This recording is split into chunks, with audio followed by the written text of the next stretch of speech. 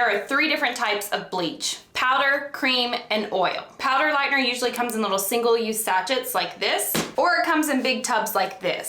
Save this and put your leftovers in it. Powder bleach looks like powder. White powder. Powder bleach is recommended to use off the scalp. That would be inside of foils if you're doing a highlight. Balayage, which is just taking random pieces of hair and painting them on. It's mainly directed towards the midshaft to the ends of the hair. You could even use powder in a frosting cap, you know, the old school caps where you brush the hair back and pick it through and then slap lightener all over it. When you mix this with developer, it's going to expand. And real quick, all of these lighteners have to be paired with developer, which will look something like this. We'll get into developers in another video, but for right now, just know that it has to have a developer for it to work. You have to have lightener with a developer mixed together for it to activate. So once the powder is mixed with developer, it's going to swell and expand when you put it in, let's say, a foil. Pretend this piece of paper is a foil. When I apply the lightener or bleach, I do not want to put it right on the foil line, because when I fold this up and the heat from the room and the natural heat from my scalp combine with this lightener, it's going to expand and it's going to leak out of the foil. So it starts off skinny and if you've ever had foils done or done them yourself and you've had tiger stripes, that is why. You applied the lightener too close to the foil line. And also, anytime I say lightener, it is bleach. Bleach is lightener, lightener is bleach. In the salon, we're always taught to refer it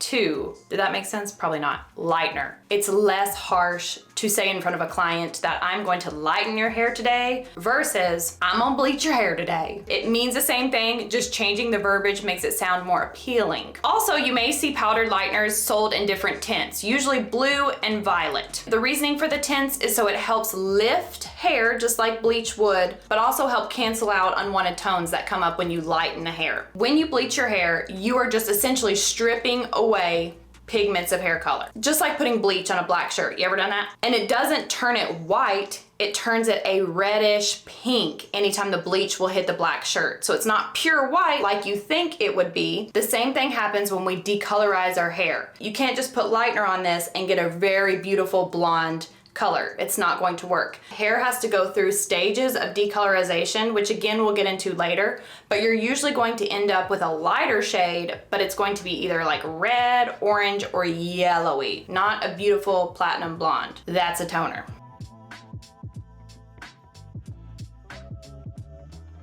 And don't worry, almost everyone who bleaches their hair is going to need to follow up with a toner afterwards. Very rarely can you bleach your hair and it be perfect. To circle back, the violet and blue tones will help cancel out those unwanted tones, but it's not going to give you a perfect result. You would use the violet based if you're looking to cancel out yellow tones, because violet is across from yellow on the color wheel. When they marry each other, it neutralizes it out. Same thing for blue, orange, cancels that out. The greatest benefit of this powder lightener is it's the cheapest, especially if you're buying it in bulk for salon use, these big Tupperware tubs. It's going to be the most cost-effective option. Now let's talk about my personal fave, cream lighteners. This is what it looks like. Very thick, ladies, looks like frosting.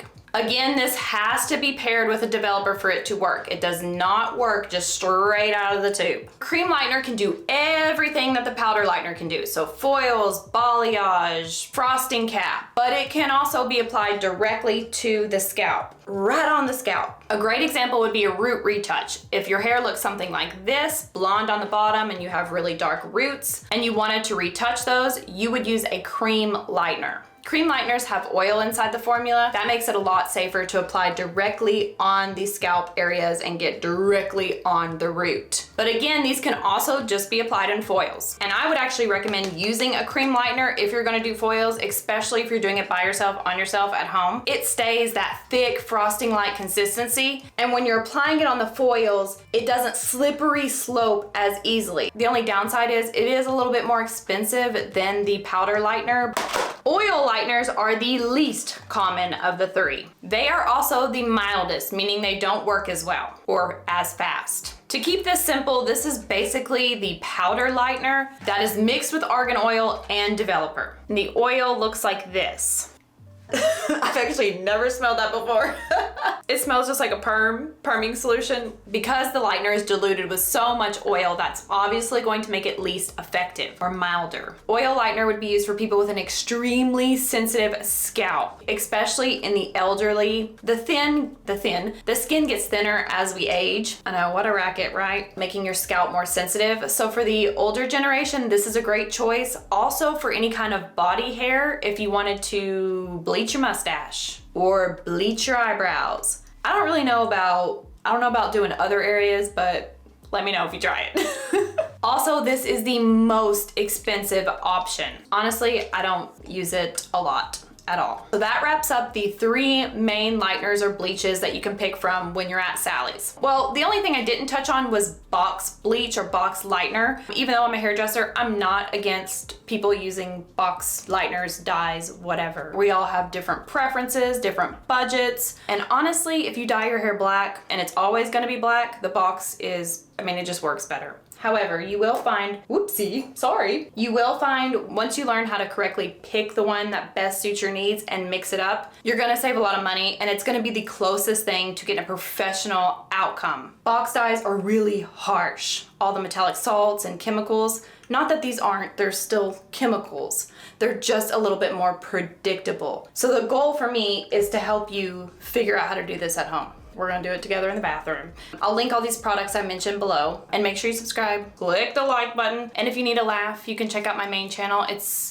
Originally it started as a hair channel and then kind of morphed into an entertainment channel. So yeah, check that out.